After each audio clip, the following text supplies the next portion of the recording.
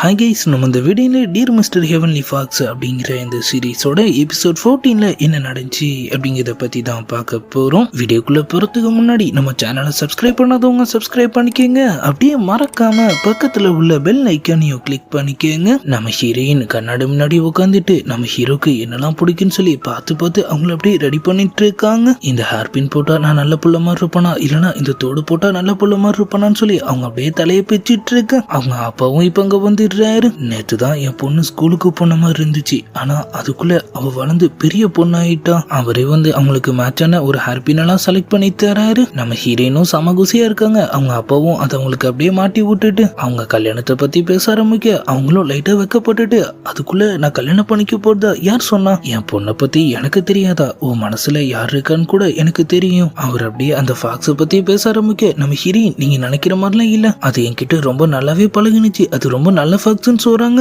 அப்படின்னு நீ நினைச்சிட்டு இருக்க, அதுக்கு உன்கிட்ட இருந்து வேற ஏதாவது கூட தேவைப்படலாம். அவங்க டக்குன்னு சிரிச்சிடறாங்க. என்கிட்ட இருந்து எடுத்துட்டு போக அப்படி என்ன இருக்கு, அப்படியே இருந்தாலும் பரவாயில்ல, என் லிட்டில் ஃபாக்ஸ் கண்டிப்பா என்ன கஷ்டப்படுத்துதுன்னு அவங்க சொல்ல நம்ம ஹீரோ அவர் ரூம்ல நின்று நம்ம குயிட் சொன்ன விஷயத்த பத்தி யோசிச்சுட்டு இருக்காரு. ஹூசு தான் அவளுக்கு சரியான மேட்ச். அவங்க ரெண்டு பேருக்கும் மேரேஜ் நடக்க போது, நீ அதுக்கு முன்னாடியே இந்த சிட்டியை காலி பண்ணிட்டு கிளம்பினுங்கிற மாதிரிலாம் அவர் சொல்லி இருந்திருப்பாரு. அவர் என்ன பண்ணலான்னு முழிச்சிட்டு இருக்கிற அதே நேரத்துல நம்ம ஹீரோயினும் இப்ப இங்க வந்துடுறாங்க. நம்ம ஹீரோக்காகவே பார்த்து ரெடியான மாதிரி இருக்கு. அவங்க எப்படா கதவு திறப்பார்னு சொல்லி வெயிட் பண்ணிட்டு இருக்க. நம்மளும் டக்குன்னு வெளியே வந்துடுறாரு. அவங்க ரெண்டு பேரும் ஒருத்தர் அப்படியே பாத்துக்கிறாங்க. நம்ம ஹீரோயின் நெளிஞ்சிட்டு இருக்கத பார்த்துட்டு நம்ம ஹீரோவும் வழக்கத்தை விட இன்னைக்கு நீ ரொம்ப ஸ்பெஷலா இருக்கிற மாதிரி இருக்கு. மாஸ்டர் நிஜமாவா, நான் உங்ககிட்ட ஒரு விஷயம் கேட்கணும். நீங்க வேற ஒரு உலகத்துல இருந்து வந்திருக்கீங்க, எங்க வேல்ட பத்தி உங்களுக்கு எதுவுமே தெரியாதுல, நான் உனக்கு சுத்தி கட்டட்டுமா? அவரும் லைட்டா யோசிக்கிறாரு. யோசிக்கலாம் கூடாது, சரின்னு மட்டும் தான் சொல்லணும். அவரும் அவங்களை அப்படியே ஒரு லுக் விட்டுட்டு சரி போலான்னு சொல்ல நம்ம ஹீரோயின் அவங்களோட நல்ல புள்ள கெட்டப்ப மெயின்டைன் பண்றதுக்காக அவரை கூட்டிட்டு லைப்ரரிக்கு போயிடுறாங்க.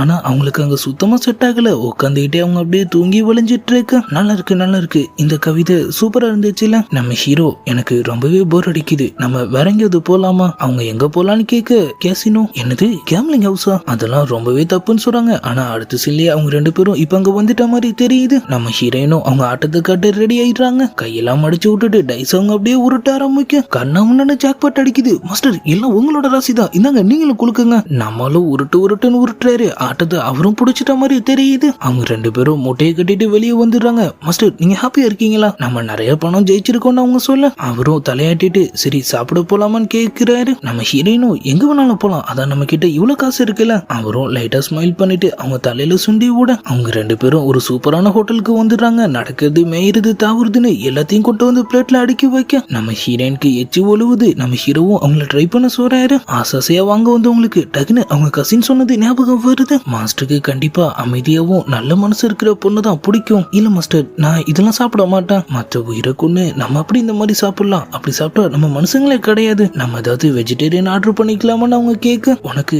அப்பது பிடிக்கலையா? அவங்களும் ஆமான்னு தலையாட்டுறாங்க. ஆனா எனக்கு பிடிக்கும். என்னது நிஜமாவா? அவரும் ஆமான்னு சொல்ல நம்ம ஹீரோயினும் கிடைச்ச எல்லாத்தையும் வாங்கி வெளுத்து கட்ட ஆரம்பிச்சிடுறாங்க. மாஸ்டர் சரி சொல்லுங்க, உங்களோட வேலை நீங்க என்ன மாதிரியான சாப்பாடுலாம் சாப்பிடுவீங்க? அவரும் பள்ளி தாவுக்கல ஓனான்னு சொல்ல நம்ம ஹீரோயின் சாப்பிட்டுட்டு இருந்தது கூட டப்புனு கீழே வச்சிடுறாங்க. சரி ஒருவேளை உங்களுக்கு அது டேஸ்டா இருக்கலாம், உங்க வேல்டு இங்க இருந்து ரொம்ப தூரத்துல தானே இருக்கு, நீங்க எதுக்கு இங்க வந்திருக்கீங்க? அவரும் லைட்டா யோசிச்சுட்டு என்னோட ஒரு பொருளை எடுக்கிறதுக்காக நீங்க தேடி வந்தது உங்களுக்கு கிடைச்சிருச்சான்னு அவங்க கேட்க அவர் ஒன்னும் கிடைக்கல, தேடிட்டு இருக்கத சொல்றாரு. ஒருவேளை உங்களுக்கு அது கிடைச்சிருச்சுன்னா அப்புறம் நீங்க திரும்ப போயிடுவீங்களா? அவரும் ஆமான்னு சொல்ல நம்ம ஹீரோயின் அப்படியே சோகமாயிடுறாங்க.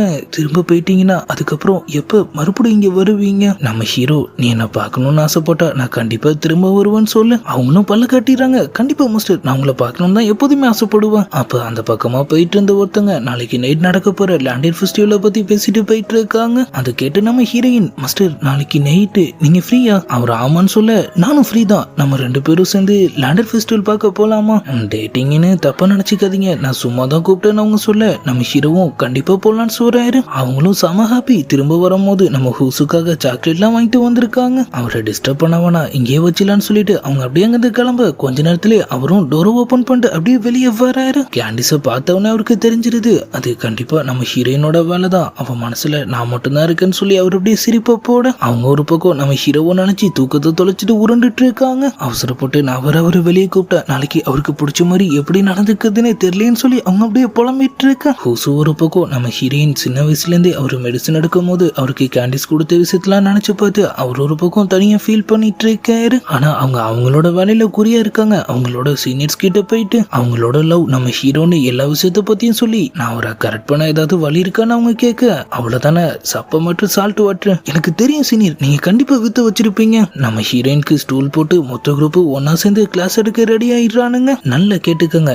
இதான் என்னோட ட்ரிக். உங்களுக்கு பிடிச்சவங்கள பிடிச்சு வச்சுக்கிட்டு அவங்க கிட்ட லவ் டாக் பண்ணணும். லவ் டாக்னா என்னன்னு அவங்க கேட்க, அதுக்கும் ஆள் 2 பேரும் செட் பண்ணி வச்சிருக்காரு. அவனுங்களும் முன்னாடி வந்து டெமோ காட்டுறானுங்க. கண்ணே, நான் உன்னை பார்க்கதான் ஓடோடி வந்திருக்கேன், மாமாக்கு ஒரு உமா கூடு. ஐய கன்றவியே இருக்கு. அடுத்த நாள் அப்படியே முன்னாடி வராரு. இவனுங்க வேஸ்ட், நான் சொல்ற மாதிரி நீ ட்ரை பண்ணு. மாஸ்டர், நான் உங்களை வெறித்தனமா லவ் பண்றேன், இல்லவோ ஏத்துக்காங்க. என்னது இவ்வளவு ஸ்ட்ரெயிட்டா சொல்லுமா? என்னால முடியாது. அப்பதான் கூட்டத்துல இருந்த பிளே பாயான 6th சீனியர் வாயை துறக்கிறாரு. நான் சொல்றதை கேளு ஜூனியர், இதுக்கு எங்க தாத்தா காலத்துல இருந்து ஒரே ஒரு டெக்னிக் மட்டும்தான் இருக்கு. மாஸ்டர் கூட சேர்ந்து வெளியே போயிட்டு ஊரெல்லாம் சுத்திட்டு அவரை ஒரு ஹோட்டலுக்கு கூட்டு போயிடு. இல்ல அப்படி பண்ணாதன்னு பாதி பேர் தலையாட்ட நம்ம ஹீரோயின் ஹோட்டலுக்கு கூட்டு போய் நான் என்ன பண்றது? உனக்கு விஷயமா தெரியல, ஒண்ணுமும் பச்சை புள்ளையாவே இருக்க. அவரை பாக்கெட்ல இருந்த ஆயுதத்தை எடுத்து நம்ம ஹீரோயின் கையில கொடுத்துட்டு, இதுல உன் எல்லா கேள்விக்குமான பதிலும் இருக்கு. அவங்க அதை ஓபன் பண்ண போக இங்கில தனியா இருக்கும் போது மட்டும் தான் பார்க்கணும். 6th சீனியர் வித்தக்காரன் தான் சொல்லி அவங்க எல்லாரும் வாய பொழுக்கிறாங்க. நம்ம ஹீரோயினும் இந்த ட்ரிக் வேலை செய்யும் போலேன்னு சொல்லிட்டு தனியா போயிட்டு அந்த புக்கை அப்படியே ஓபன் பண்ண முதல் பேஜ்லயே அதிர்ச்சி, டக்குன்னு அதை பறக்க விட்டுறாங்க. இல்ல இது நமக்கு சரிப்பட்டு வராது. அப்பதான் அவங்க டேபிள்ல இருந்த ஒரு சூப்பரான லவ் டிராமா சம்பந்தப்பட்ட புக் அவங்க கண்ணில் படுது. இததான் நான் தேடிட்டு இருந்தேன் அவங்க சொல்ல. இப்ப அப்படியே அவங்க கசினை காட்டுறாங்க. ஆள் ஒரு பக்கம் கார்டன் ஏரியா ஓரமா குத்த வச்சு அங்கிருந்த ஒரு பாச்சு கூட விளையாண்டுட்டு இருக்காரு. சூக்குயும் அவரை பார்க்க வராங்க. என்ன ஏதுன்னு சொல்லாம நான் உனக்காக சிட்டி கேட் கிட்ட காத்துட்டு இருப்பேன்னு சொல்லிட்டு வைக்கப்பட்டுட்டே அவங்க அப்படியே அங்கிருந்து கிளம்ப. இவளுக்கு என்னாச்சு, இதுக்காக சிட்டி கேட் கிட்ட வெயிட் பண்றேன்னு சொல்லிட்டு போறான். சரி போயிட்டு போறான்னு சொல்லிட்டு அவரு திரும்பவும் ஒரு வேலையை ஆரம்பிக்க, நம்ம ஹீரோயின் ஒரு பக்கம் அவங்க படிச்ச டிராமாவை பிராக்டிஸ் பண்ண ஆரம்பிச்சிடுறாங்க. மாஸ்டர், நான் ராத்திரி பகல்னு உங்களே தான் நினைச்சிட்டு இருக்கேன். அப்படியா? எதுக்காக? ஏன்னா நான் உங்களை லவ் பண்றேன், இது ரொம்பவே ஜாலியா இருக்கு.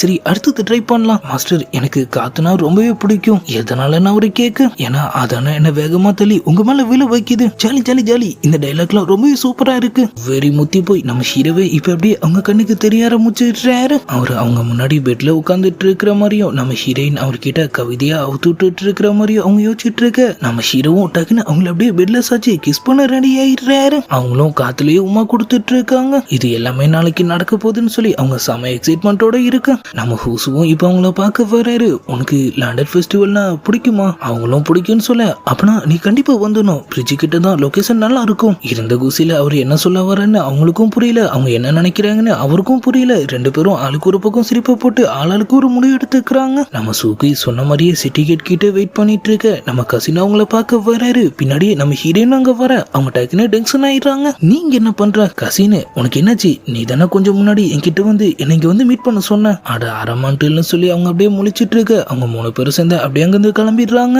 இன்னொரு பக்கம் நம்ம குயிஹெட்டுக்கும் தகவல் வருது. மூன் மவுண்டனுக்கு போன எல்லா கல்டிவேட்டர்ஸுமே ஃபாக்ஸ் டீமன் கொன்னுடுச்சான். என்னது ஃபாக்ஸ் டீமனான்னு சொல்லி அவரும் அப்படியே ஷாக்காக. நம்ம ஹீரோயின் நம்ம ஹீரோக்காக அவரு ஹோட்டல் வாசல்ல வெயிட் பண்ணிட்டு இருக்காங்க. அவரும் இப்ப அங்க வர, மாஸ்டர் என்கிட்ட 2 டிக்கெட் இருக்கு, நம்ம ஷோ போலாமா? கசின், ஆனா ஒரு டிக்கெட் எனக்கு இல்லையா? சுகோய், இந்த கொசுவை இழுத்துட்டு போ. அவங்களும் அங்க உன்னை யாரோ கூப்பிடுறாங்க பாருன்னு சொல்லி அவர் அப்படியே அங்கிருந்து இழுத்துட்டு போக, இப்ப அப்படியே லேண்டர் ஃபெஸ்டிவலுக்கான டைமும் வந்துருது. நம்ம ஹீரோயினும் அவங்க புக் பண்ண அந்த ஷோக்கு நம்ம ஹீரோவை கூட்டிட்டு வந்துடுறாங்க. அவரும் அதெல்லாம் அப்படியே என்ஜாய் பண்ணிட்டு இருக்க, அவங்க ஆர்வத்தை கட்டுப்படுத்திட்டு அவங்க எழுதிட்டு வந்த பிட்டெல்லாம் செக் பண்ணி பாக்குறாங்க.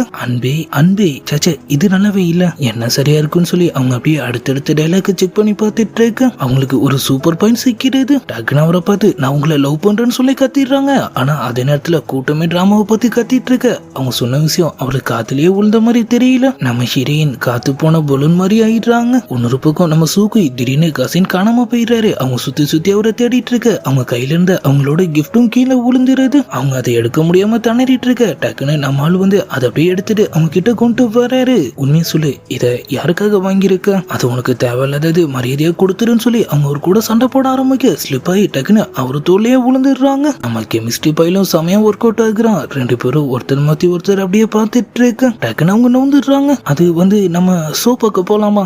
போலான்னு சொல்லிட்டு 2 பேரும் மாத்தி ஒருத்தர் முட்டிட்டு அப்படியே அங்கிருந்து கிளம்ப, நம்ம ஹூசுவும் லேண்டெல்லாம் வாங்கிட்டு நம்ம ஹீரோயினை பார்க்கறதுக்காக ஆசையா ரெடி ஆயிட்டு இருக்காரு. இன்னொரு பக்கம் நம்ம ஹீரோயின் மூட் அவுட்ல இருக்காங்க. சரி போன போட்டோம், இன்னொரு வாட்டி ட்ரை பண்ணிடலாம். ஆனா டிராமால கிளைமேக்ஸ் சீன் போல எல்லாரும் ரொம்ப அமைதியா தான் பார்த்துட்டு இருக்கானுங்க. அவங்களுக்கும் ஒரு மாதிரியா இருக்கு. இருந்தாலும் பரவாயில்லன்னு அவங்க அப்படியே வாய் திறக்க போக, நம்ம ஹீரோ ஹீரோ அமைதின்னு சொல்லிடுறாரு. அவ்வளோ முக்கியமான சீனா. சரி நான் அப்ப வெயிட் பண்றேன். என்ன இப்படி சொதப்புதேன்னு சொல்லி அவங்க முழிச்சிட்டு இருக்க நம்ம ஹீரோ டக்குன்னு அவங்கள அப்படியே கிஸ் பண்ணிடுறாரு. நம்ம ஹூசு வைத்திருச்சலோட அதை பார்த்துட்டு இருக்க. நம்ம சூக்கையும் கசினும் அந்த சம்பவத்தை பார்த்து அதிர்ச்சியில அப்படியே வாயு பொழந்துடுறாங்க. நம்ம ஹீரோயினும் அப்படியே முழிச்சிட்டு இருக்க. அப்படியே எபிசோட் 14 முடியுது. பயங்கர ரொமான்டிக்கான ஒரு ஃபினிஷிங். இதுக்கப்புறம் என்ன நடந்துச்சுங்கிறதெல்லாம் நம்ம நாளைக்கு நான் வீடியோவை பார்த்து தெரிஞ்சுக்கலாம். அது வரைக்கும் குட் பை.